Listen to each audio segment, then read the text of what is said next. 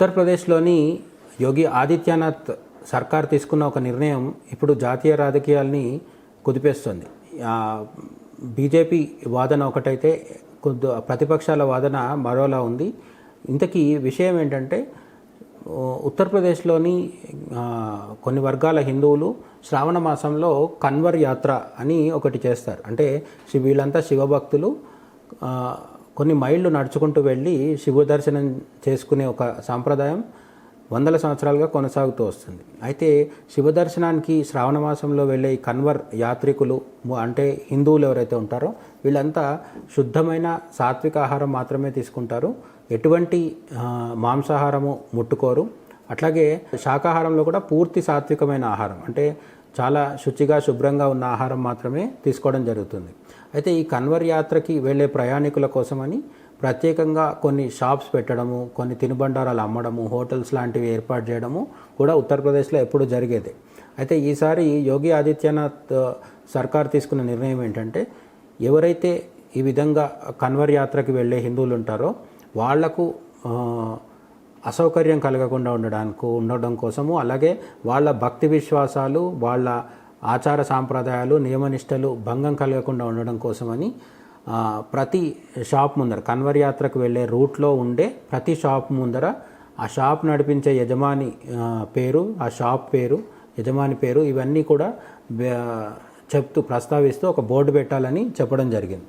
అంటే ఆ షాప్ పేరుతో పాటు యజమాని పేరు కూడా అక్కడ ఉండాలి అని చెప్పేసి. అయితే దీని మీద ప్రతిపక్షాలు, ముఖ్యంగా అఖిలేష్ యాదవ్ పార్టీ, సమాజ్వాదీ కావచ్చు, కాంగ్రెస్ రాహుల్ గాంధీ నేతృత్వంలోని కాంగ్రెస్ కావచ్చు, ఒంటికాల మీద పైకి లేవడం అయితే జరుగుతుంది. ఎందుకు అంటే సరైన కారణం అయితే లేదు. ఎందుకంటే యోగి ఆదిత్యనాథ్ సర్కార్ తీసుకున్న నిర్ణయం ఏ విధంగా కూడా చట్ట వ్యతిరేకం కాదు, అది ప్రజల హక్కుల్ని కాలరాసేది కాదు. ఎవరైతే ముస్లిం వ్యాపారులు ఉన్నారో వాళ్ళని ప్రత్యేకంగా ఇబ్బంది పెట్టడానికి తీసుకున్న నిర్ణయం కూడా కాదు. జరిగింది ఏంటంటే, కన్వర్ యాత్ర వెళ్ళే రూట్లో పెట్టే యాత్రికులు షాపు యజమానులు ఎవరైతే ఉంటారో ఆ షాప్స్ పెట్టే యజమానులు అందరూ కూడా బోర్డు పెట్టాలి, పేరు రాయాలని చెప్పడం జరిగింది. అంటే హిందువులు కూడా ఆ పని చేయాల్సిందే, ఆ రూల్ ఫాలో అవ్వాల్సిందే, ముస్లింలు కూడా ఫాలో అవ్వాల్సిందే. కానీ ముస్లింల నుంచి మాత్రమే పేరు చెప్పడానికి పేచీ ఎదురవుతుంది. ఎందుకు పేరు చెప్పకుండా పెడుతున్నారంటే, చాలామంది ఏంటంటే ముస్లిం వ్యాపారే కానీ పెట్టే పేరు మాత్రం హిందూ దేవీ దేవతల పేరుతో పెట్టి, అంటే శివుడి పేరు మీదో పార్వతీదేవి పేరు మీదో షాప్ ఉంటుంది.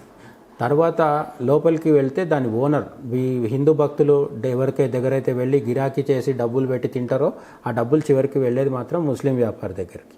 అంటే తాము తింటున్నది ముస్లిం వ్యాపారి దగ్గర అని తెలియకుండా దాచిపెట్టి అమ్మడం జరుగుతుంది. అయితే ముస్లిం వ్యాపారి దగ్గర తినకూడదా అంటే తినవద్దని యోగి ఆదిత్యనాథ్ సర్కార్ చెప్పడం లేదు. ఎవరి దగ్గరైనా తినొచ్చు, ఎవరి దగ్గర ఎవరికైనా అమ్మవచ్చు. దాని మీద ఎటువంటి కూడా నియమ నిబంధనలు, ఆంక్షలు ఏమీ లేవు. కానీ బోర్డు పెట్టిన తర్వాత జరిగేది ఏంటంటే, ఒకవేళ బోర్డు మీద ముస్లిం వ్యాపారి పేరుంటే అక్కడ తినాలా తినొద్దా అనేది హిందూ యాత్రకు వెళ్తున్నా. ఇది ఇక్కడ విషయం ఏంటంటే, అందరూ ఇక్కడ ఉన్న వాళ్ళందరూ సాధారణ హిందువులు కాదు. ఒక పర్టికులర్ యాత్ర కోసం ఒక భక్తితో, విశ్వాసంతో శుద్ధ సాత్విక ఆహారం తీసుకుంటూ మాత్రమే ప్రత్యేకమైన నియమ నిబంధనలు, అంటే మన అయ్యప్ప స్వామి దీక్ష ఎట్లయితే పాటిస్తూ ప్రయాణం చేస్తామో ఆ విధంగా వీళ్ళు కూడా ఒక దీక్షలాగా తీసుకొని వెళ్తున్న భక్తులు. కాబట్టి వీళ్లకు ప్రత్యేకమైన భక్తి విశ్వాసాలు, నియమనిష్టలు ఉంటాయి. కాబట్టి వాళ్లకు అనుకూలంగా ఉండే విధంగా, వాళ్లకు సమాచారం తెలిసే విధంగా బోర్డు పెట్టాలి. బోర్డు మీద షాపు పేరుతో పాటు వ్యాపారి పేరు కూడా ఉండాలని యోగి ఆదిత్యనాథ్ సర్కార్ నిర్ణయం తీసుకుంది. కానీ దీన్ని మేము పెట్టడానికి ఒప్పుకోము అని కొందరు, లేదంటే వాళ్ళ తరఫున వకాల్తా పుచ్చుకున్న పార్టీలు కూడా ఇది సరైన విషయం కాదు, ఇది ముస్లింల పట్ల వివక్ష చూపించడము అని చెప్తున్నారు.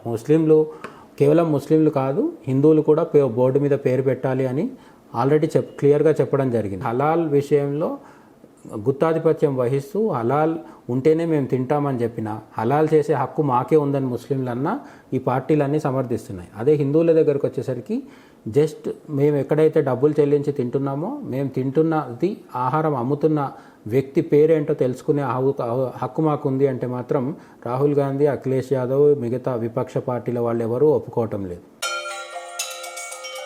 శత్రుమూకల చెర నుండి దేశ రక్షణ నీ ధ్యేయమైతే నీ అవసరం ఇక్కడుంది. Please do subscribe, like and share. దద్దరిల్లేలా పక్కనున్న గంట కూడా కొట్టుర్రి.